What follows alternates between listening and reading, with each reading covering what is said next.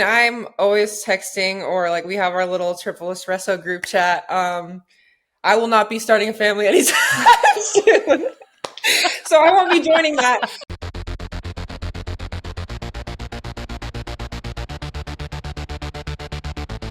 Hi, everybody. Today we are so lucky to be welcoming one of our favorite guests back to the show. She is a creative, unpredictable, and incredibly stylish force on and off the field. At just 23 years old, she's one of the faces of the U.S. Women's National Team, as well as an Olympic gold medalist. I am so pleased to welcome Washington Spirit forward Trinity Rodman. Trin, welcome back to the show. Happy to be back. Oh my gosh, I'm so excited you're here. This episode of Friendlies is brought to you by our good friends at Verizon. Think the best 5G network is expensive? Think again. Bring in your AT&T or T-Mobile bill to your local Verizon store and they'll give you a better deal. The best 5G network has you covered with the most ways to save on plans, streaming, and phone deals. More reasons to save, more reasons to switch. Rankings based on Root Metrics Root Score report dated first half 2025. Your results may vary. Must provide a postpaid consumer mobile bill dated within the past 45 days. Bill must be in the same name as the person redeeming the deal. All right, everybody, here is my interview with Trinity Rodman. So I feel like I've just been seeing you have so much fun over the summer. You've been playing with Washington Spirit. You've been traveling. You've been making a ton of TikToks with your teammate, Croy Bethune. And I'm just like really jealous because I feel like you guys have that like Gen Z fearlessness that millennials just don't have. And I'm wondering if you ever get nervous to post or do you just like go for it? No, I don't get nervous. Because I'm just like, I feel like if people are gonna judge, then like I'd rather have them just judge like who I actually am without like being a specific way or like hiding my personality. So I'm like, there's gonna be haters, so you might as well hate on like the real truth. Literally, it's like so confident. I love it. And we're actually going to circle back to how like open you are with your fans in a couple of minutes. But when we last spoke with you, you were about to head off to play in the Paris Olympics. And it was like such a tournament of dreams for the fans watching you all. It looked like you just kind of floated through to the final. You were playing with such joy. You won every single game. And it felt like even before that final goal was scored against Brazil in the gold medal match, that this was the US's tournament. And from what I've heard from all your teammates, it really was that fun. It was enjoyable for all of you. It seemed like you all got along really well. Was there a moment for you and the team where it just felt like, okay, we're winning gold, like this is inevitable? I don't know if there was a moment where we like knew, but I think just the vibe overall when we went into it, even like the send off, I don't even know. Like I always just say vibes because I feel like you just get so much momentum and so much confidence off of like whatever vibe your team's giving you and your teammates. So we were just all very confident in ourselves, but also each other, which helped a lot with performance and then off the field, like just having a good time. So I don't think I remember a specific moment. I just remember every game we won, we were like, all right, we're going to the next one. All right. Like I felt like we were just so happy to be there that it wasn't even like, oh my gosh, are we going to win? Are we going to lose? Like it was just like, okay, we're on to the next one. We're on to the next one. We're on to the next one. It's just like it's like a secret recipe that like everybody wants. And I'm just wondering like what do you think the ingredients are? Like if you'll have to recreate it in 2027, like what things would you want to make sure you do again to keep the vibes that high? Yeah, I think obviously personnel is going to be different for the next one, but trusting each other and having confidence in that. Because as you know, like I think it's hard playing on a team where you know that the person next to you would rather outperform you than like support you on the field. So I think like the balance of that was really good during the Olympics, and I felt like very supported. And then the one that I always live by is just like having fun because I feel like most of us play our best when we're having fun. I definitely do. So that's huge because we all already have the talent. And then obviously having a great coach like Emma, then it's just up to us to do the rest. So.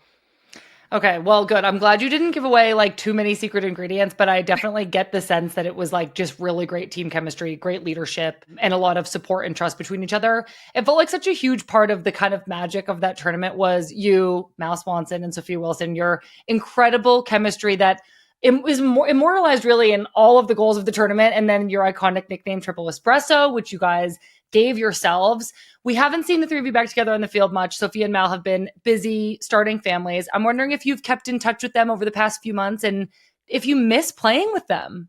Yeah, I mean, I'm always texting or like we have our little triple espresso group chat. I will not be starting a family anytime soon.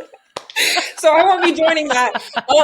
But yeah, I'm obviously like really happy for them. Like it's been so beautiful to see them, I mean, start that after such an amazing summer and something that they've been wanting for so long. Being able to talk all the time, like I'm always texting, miss you guys, like miss you guys on the field, especially. It's really hard not to miss the Olympics and playing with them. But I'm very excited to when I can do that again. I know. Well, we had to check in about the Olympics. I know it seems like so long ago now, but so much time really has passed. And I know that you took a lot of time off during that time yourself this past year to deal with your back injury. And initially, you had said that you actually weren't sure if you'd ever get back to being 100% with this back injury. And usually, I feel like we don't hear that kind of like honesty from players, especially in the media. And I found it really refreshing that you were honest about the fact that the recovery process isn't linear. You don't know what's going to happen. It seemed like an uncertain thing, but your approach to it seemed really mature. And I'm wondering if you can just talk to us a little bit about your mindset with your injury and your rehab. It was hard for me. I've already talked about how just I had never really experienced a severe injury. So, yeah, having to deal with that was very tough. I've obviously seen so many teammates go through stuff like that, and you can only like know so much from afar and just like supporting them. But then being in it, I realized how difficult it was. Being honest with it is like the best thing for me, especially when it comes to communicating with medical staff and all that. I think I made the mistake of trying to push through it and being like, "Oh, I'm fine," when I wasn't, and that was immature and stupid on my part. And I feel like I wasted so much recovery time doing that because I wanted to play, and then that set back my injury even more. I knew what it was and just the pain that I was in, and even now, like I'm not in pain playing, thank God, but I'm still like very aware that my back doesn't feel the same. Like I'm still getting overly tight. Like even just in the morning when I wake up, I just have to do so much extra to like get it loosened up to then move the way that I normally would or used to. So yeah, that injury process was the hardest thing I've ever had to go through physically and mentally, like the biggest mental battle of my life. Like I just was all over the place, and you just like in injury, like like you just second guess everything. You don't even know what you're doing. Like you don't even know where to start, and it's just so weird. And for me, that's just how I felt. I felt so lost in the moment, and especially then stepping away, I knew that was the right decision. But then I was like, okay, now what? Like now I don't know what I'm doing.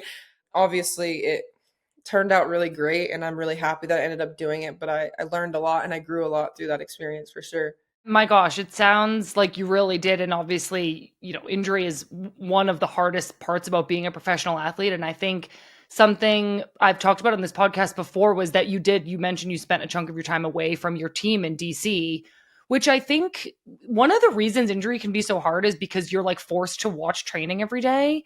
And at times it's nice to be around that support from your teammates, but every single day watching them get to play and you have to watch. And then I think even sometimes like you can't be the first priority for the medical staff because they're getting people on the field every day. So then you're waiting around until 3 PM to start your workout or your rehab or your treatment. And so it's a very emotionally draining process. Knowing that you were able to step away, I'm curious, what kind of factors went into that decision for you and who was there supporting you during that time you were away from your team?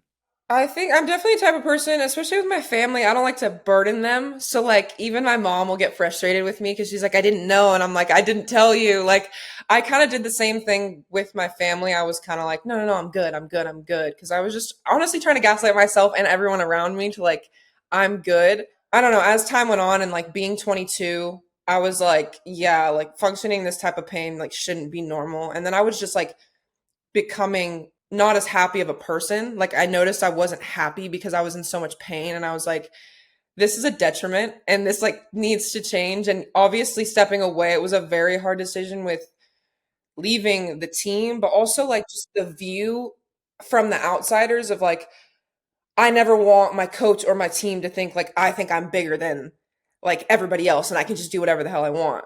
So I think that was the hardest part for me of like I don't want to be viewed as that player that just like messes around and just does what she wants. And that was difficult for me going into that decision. And then I obviously had to make it. And then I would say Ben was huge in that support. And it's so funny because it was like the start of our relationship. Rough, rough timing for Ben. um, but yeah, it was literally like beginning of our relationship. I'm going through like the hardest time of my life. Actually talking about that the other day of like, dang, that was rough. I'm really happy we made it out of that because He's I in was it. a different person.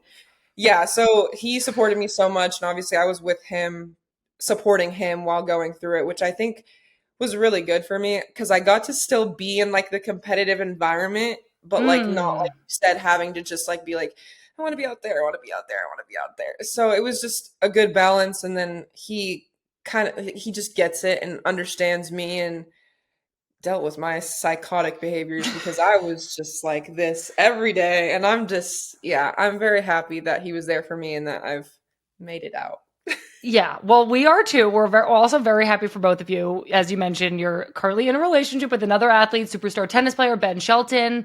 I'm wondering, I mean, obviously we saw you at a lot of tennis matches and tournaments over the past couple of months. Did you like tennis before? Me and my brother used to play tennis with my uncle like every summer, but I never knew, like, I never learned the rules or anything. Like, we would just hit for fun, but I never watched it. I never knew about it. So no, I had no idea. Like going to date him, like going to the first few tennis matches, I was just like, oh, this is new. Like this is new for me. And then I was like, okay, wag vibes. And then just started going up. And I was like, yeah, I need to figure this out. And like slowly but surely, like I figured it out and I've learned a lot. Tennis is so fun to watch. I love hearing that you and Ben have been able to like lean on each other through injury and through I'm sure you're navigating so many things being young superstars in your sports. Have you found that you talk about any of the like tactical or technical parts of your games? Are there any similarities? Are you giving each other tips? Well, he's learned a lot about soccer too. Like he's so into it. And like he'll even tell me like, oh, Houston plays Seattle this week. And I'm like, I didn't even look at that. Like it's so cute that like he's learned like even just like the players in the league and the schedule and everything. Like that's been nice. The biggest thing that we communicate about is like the emotional mental side because we are similar players. Like we are very out there, like very big personalities, just very passionate about the game in general. Him obviously playing an individual sport, he has to kind of just rely on himself. And so that's been interesting to kind of compare and talk about because I've seen his emotional games, he's seen mine, and knowing each other, it's cool to kind of figure out how to communicate to each other and give each other encouragement to manage those games because I don't feel like we've ever had that person that truly understood it the way that we understand each other. So I don't know. It's been really nice. Well, I'm so happy for you, Trent. I do want to get back to your soccer specifically after you missed the first half of the NWSL season due to your injury. You made such a triumphant return to the Washington Spirit in August. So the Spirit were tied with the Portland Thorns. It was the 76th minute. You subbed on.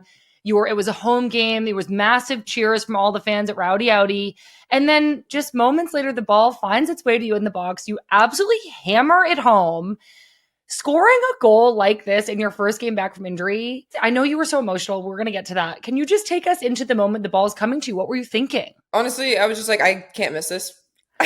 That was like just the chance of the game for me. And it just happened so perfectly. And I was just like, oh my gosh, like I can't miss this. Like any other opportunity, like maybe like an outside shot or something. Okay, like maybe you miss. This one, I was like, you're right there. Like you can't miss this. And yeah, I saw the cross coming in, and I obviously had no idea that that perfect touch would happen with like the outside of her left foot. Like it was a I know. crazy touch, but I can't even tell you that there was like much in my brain outside of like this is dropping on my foot and I have to put it in the back of the net. It's instinct. But we did see also after, I mean, immediately after your teammates are checking you, but you're covering your face, you're overcome with emotion. And I think knowing, especially now after chatting about it, what it felt like for you to go through that injury and have all that pressure and doubt in that moment, knowing you could come back and do what you do best and score a goal like that. How did you feel celebrating the goal with your teammates? Yeah, it was like literally the best feeling in the world because yeah, like you said, like I had just been away from it, dealing with so much and then coming back, having the support of my teammates through the whole comeback and then the feeling of obviously scoring, that was amazing, but like the whole vibe of being at home, like having all of Audi, like how loud it was, like it was like piercing, and I was just like I don't even know, I might have just had anxiety. Like I think I was just like but yeah, it literally just felt like horns, like everything was going off in my head in that moment, and I was, yeah, like you said, like just overwhelmed with emotions. I couldn't even pinpoint one. I was just like, oh my gosh, like it's happening. Them hugging me after, Croy celebrating before, the sidelines, the bench, like every part of it was couldn't have been more perfect. And I've will always go back and watch it because it's the best feeling in the world Oh, still.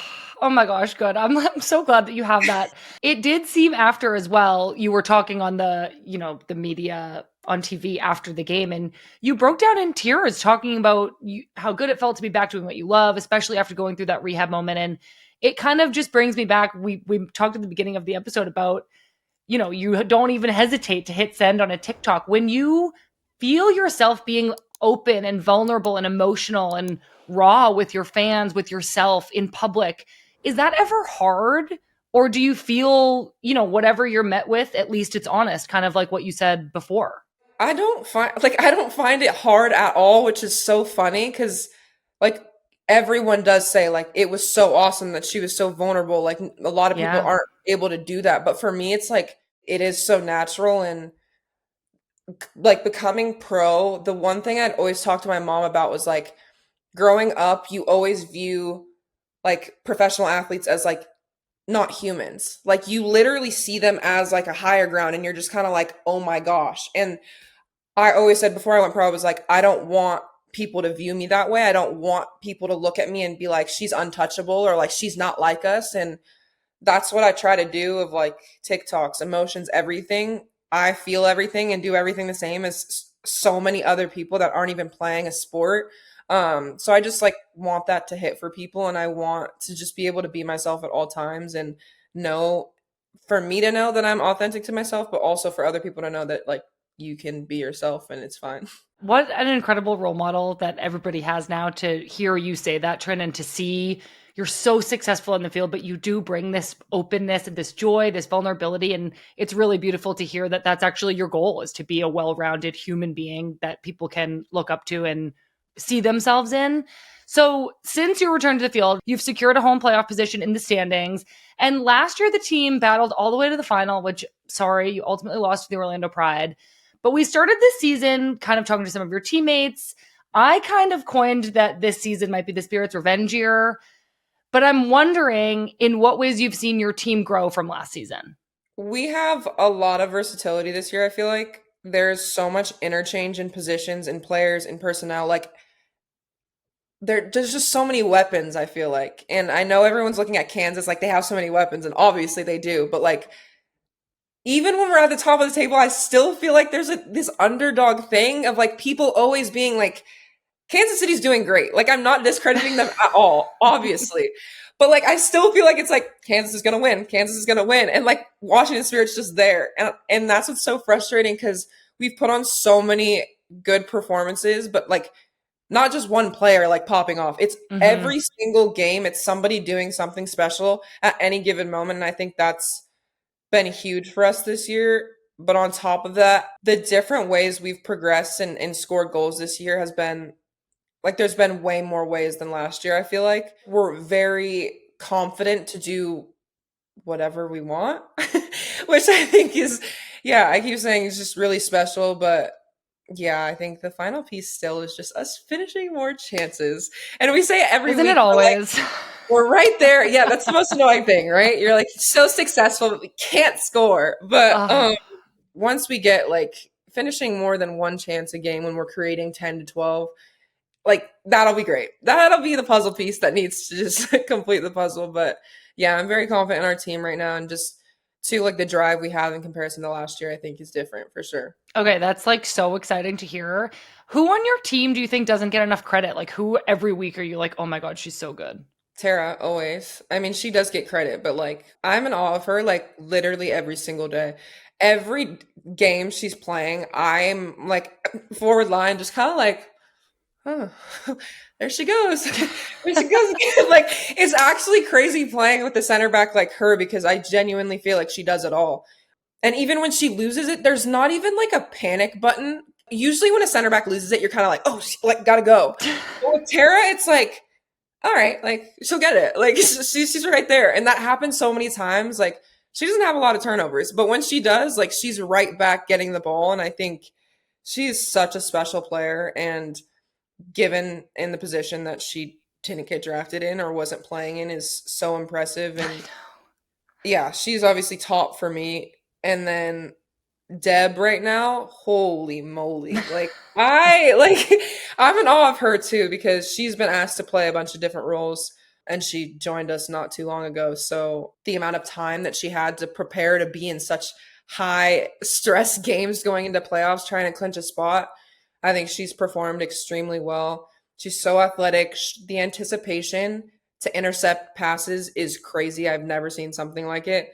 And then on the attacking side, I think she brings so much as well. So those would be the top two right now, for sure. Okay, well, the Spirit are like definitely in contention. I'm very excited to see you guys in your run in playoffs. One other thing I want to ask you about before we get to the national team is your fashion sense, Trin. You recently said that you want to be a fashion designer someday. You literally always show up in the most iconic outfits that so few people could pull off. The confidence is, I'm just so jealous. It's like so sick.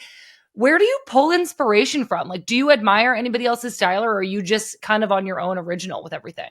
Kind of a mix of both because I never want to like copy and paste an outfit, but there are just a lot of, let's say, like musicians or like Tiana Taylor, I think has crazy good style. Like, oh my gosh. I pull inspo from her. I would say, I mean, Zendaya's always been my top for style. But with her, it's hard because she's like hers are more like red carpet looks for the most part. I'm like, yeah. I can't be doing all that. Yeah. Yeah, I just like find inspo pictures and then kind of put my own spin on it or mix and match different vibes. And the way that I view fashion is kind of just how my brain operates of like just all over the place. Like, let's find this and let's find this and see if it looks good. And if it doesn't, I'll still wear it. Like, I mean, yeah, you're doing something right. Everybody loves it. It's very cool. And I have some work to do. Okay, let's talk about the U.S. Women's National Team a little bit. Let's look ahead to 2027. The Women's World Cup is going to be in Brazil. But we have a few friendlies coming up, and the U.S. have looked to be in really great form this summer. They beat Canada, Ireland, Jamaica, and I know you've been in and out this year because of your injury. But as you start to think back in national team mode, what do you think the team and head coach Emma Hayes are hoping to keep building with this next slate of games as we start to like wrap up 2025? It's obviously a younger team than I think we've had in a very long time. It's a very young roster. We have a lot of forces, like very athletic individuals, very fast players, great outside shooting, great finishers. I don't want to say cohesion, but obviously there's been so much interchange in the past year that I think there just needs to be more flow and more connection in the buildup because I do think we create a lot of great chances. We're very solid, but more consistency and more confidence having a lot of possession in the final third. What really interests me is hearing you talk about the youth of the team. You're 23, and isn't this crazy that you're going to be a veteran? You're going to be mentoring some of these younger players. There's been so many new faces in camp. What kind of advice are you going to give somebody who's younger and newer than you? See, I haven't figured this one out yet, I don't think. I don't know. It's so, I don't want to say weird, but new territory for me because I feel like until I'm like 27, maybe, that's when I'll feel like a veteran. But at 23, I don't think I will ever say the word I'm a veteran until I'm at least 20, maybe 25, 26. I can come out. Okay. But yeah, I think right now I have a really good connection with younger players, obviously. I like to build relationships off the field because it only helps on the field. But the way that I set example, I think, is just by being me and playing. I don't think I'm that player that is like going to people giving them like crazy advice. But obviously, if they come to me, like I'm very open in talking about it. I would say I'm more of a watch type of player than like a come sit down. Let me talk to you. Maybe that'll be like a Soph thing. Soph can take that. Okay. you have these games coming up, and then next month, you're going to play Italy, who were so fun to watch at the Euros this past summer. I know you have a new Spirit teammate, Sofia Cantore, who's Italian. She joined the Spirit right after the Euros. And ever since you've been playing on the same field together, you guys have had really great chemistry. Can you tell us what she's like to play with? Yeah, I love Soph. She's great. Playing with her is really easy. She's just really smart on the ball. She has really good Mm. awareness. Her hold up play is really good. And obviously being a center forward, it's amazing to have someone that can hold the ball and hold players off to find that option. But she's confident in doing that. Like even under pressure, she's still looking to find a forward pass, which I think is really fun for me, obviously. Our connection was easy. It didn't take long at all. And I think when you have two forwards that want to score and want to go forward, it's pretty easy to work off of each other. And yeah, it's been awesome. I love playing with her. It looks so much fun. And like we mentioned, she played with Italy in the Euros. Your other Spirit teammate, Esme Morgan, won the Euros with England. Lacey Santos played in the Copa America Femenina with Colombia. When you start to think ahead to the World Cup in 2027, I know it's so far away, but you're playing with all of these like incredible international players at the Spirit. What does playing with them make you think about how the game is growing all over the world? The experiences we're able to have in those moments playing at such a high level, like high level tournaments, is great. And then playing with different countries, different styles of play, being able to come together and work toward the same thing, I think has been really cool. And I've learned a lot from the different personnels, different players that I've played with. Lacey, again, one of my favorite players that I've ever played with. She's so unique and so special. And again, her personality is so amazing too. It helps grow the game for sure. But again, like I said, bringing it all together and having so many different stars from different countries now playing in the same league and showing off their creativity, their personality, their skill, I think just brings fans in and it makes Mm. people enjoy a lot more, brings people together. And that's the best thing ever. Yeah, your team especially, and of course you are doing so much for the NWSL, the growth of the league, how fun it is to watch. I've heard you say before that as a kid, you never really understood just playing for fun. You always wanted to win no matter what. But as you've said in this interview, you play your best when you're having fun. You bring such joy to your game. You're one of the most fun players to watch in the league. And it's actually rare to watch a whole game without the camera like showing your face smiling really big. Obviously, winning is the best, but besides that, what brings you the most joy about the game? Like inspiring people. The fans is the best part. And obviously being a star is awesome. Like having the attention and being able to like be me with the attention is awesome. But seeing how it affects people and seeing you're feeling inspired, you're feeling driven, you're feeling motivated, you're feeling passionate, and like to know that you're also like just by having fun and being yourself is making so many other people that you don't even know feel the same things is so rewarding. And obviously like the little girls looking up to me after the Olympics when everybody had pink hair, that was the coolest thing I've ever experienced. Like just little stuff like that, like inspiring people to play, have fun, but also just be themselves and enjoy just the entertainment of soccer. Because I think for one, it's a sport, but at the same time, like it should be entertaining, it should be fun, and it should almost be like a show. And I try to do that while I play. So I think that's probably the best thing, and that's what makes me smile the most for sure. Well, that was such a great answer, Trin. This honestly has been so great to chat with you. I like, who am I to say this, but like, you're just handling everything so well. And I'm really, really excited to see what continues to happen for you. You're such an incredible role model for everybody in this game. You're doing so much for it. So thank you so much. Thank you for being here. I'm a huge fan and I will be Oh rooting for my you. God. Thank you. Thank you all so much for listening. I literally had so much fun chatting with Trin. Her honesty and authenticity is actually so tangible. And I always find it so striking to talk to somebody with such notoriety and fame and then realize that they're just a normal person like you and me. Trin just really has so much going for her. And I'm wishing her all the best in her recovery. Before we let you go, we've got our linked up voicemail of the week presented by Verizon. Each week, we want to hear from you. So call and leave us a voicemail at 855-611-4050, and you could be featured on a future episode of Friendlies. Here's our caller this week. Hi, Sam and team. My name is Fiona from Austin. I'm obsessed with the pod and love all the new podcasts that are dropping right now. My question is related to, Sam, your transition to life as a corporate woman. I guess you could say I'm the same age as you, but I've worked in corporate since college. And I just think it's funny whenever you talk about like how different it is being a working professional and like a normal job versus being a professional athlete.